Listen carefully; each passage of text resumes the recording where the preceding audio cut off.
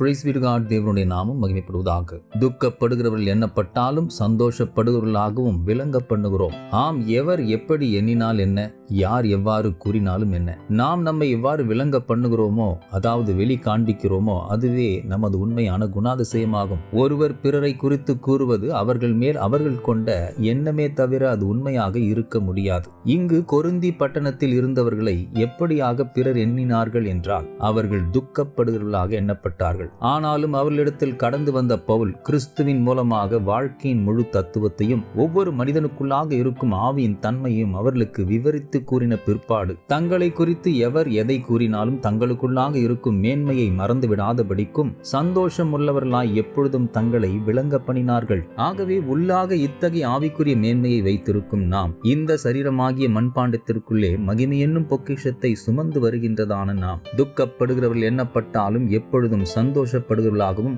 தரித்திரர் எண்ணப்பட்டாலும் அநேகரை ஐஸ்வர்யவான்கள் ஆக்குவர்களாகவும், ஒன்றுமில்லாதவர்கள் எண்ணப்பட்டாலும் சகலத்தை உடையவர்களாகவும் தொடர்ந்து விளங்க பண்ணுவோம். நிச்சயம் இத்தகைய வல்லமையான விசுவாசத்தினால் அவைகள் யாவும் விரைவில் நிறைவேற காண்போம். God bless you abundantly.